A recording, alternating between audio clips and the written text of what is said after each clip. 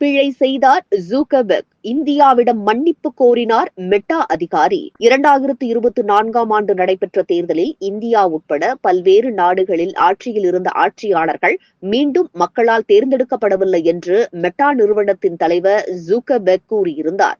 அவரின் இந்த பேச்சுக்குத்தான் மெட்டாவின் அதிகாரி தற்போது இந்தியாவிடம் பகிரங்க மன்னிப்பு கோரியிருக்கிறார்.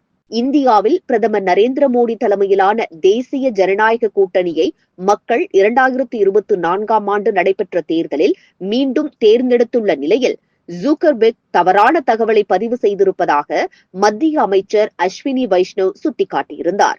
இது தொடர்பாக தனது எக்ஸ் வலைதள பக்கத்தில் பதிவிட்டிருந்த அவர், 640 மில்லியனுக்கும் அதிகமான வாக்காளர்கள் பிரதமர் நரேந்திர மோடியின் தலைமையின் மீது தங்கள் நம்பிக்கையை மீண்டும் உறுதிப்படுத்த இந்தியாவின் வெற்றிகரமான 2024 தேர்தல்களை வைஷ்ணவ் எடுத்துரைத்தார்.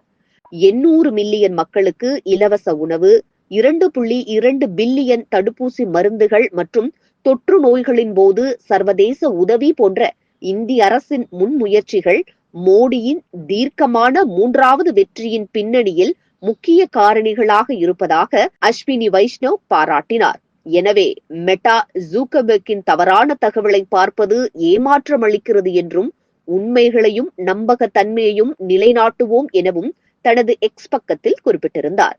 இதற்கு பதிலளிக்கும் விதமாக மெட்டாவின் பொது கொள்கை இந்தியா மற்றும் தெற்காசியாவுக்கான இயக்குனர் ஷிவ்நாத் துக்ரல் ஜூக்கர்பெர்க்கின் கருத்துக்களில் உள்ள பிழையை ஒப்புக்கொண்டு அவர் பகிரங்க மன்னிப்பு கேட்டிருக்கிறார்.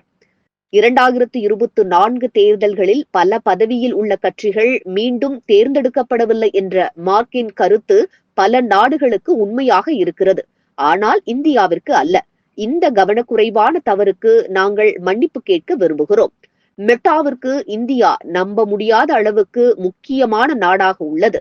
மேலும் அதன் புதுமையான எதிர்காலத்தின் மையமாக இந்தியா இருக்க வேண்டும் என நாங்கள் எதிர்நோக்குகிறோம் என்றும் ஷிவ்நாத் துக்ரல் தெரிவித்துள்ளார்.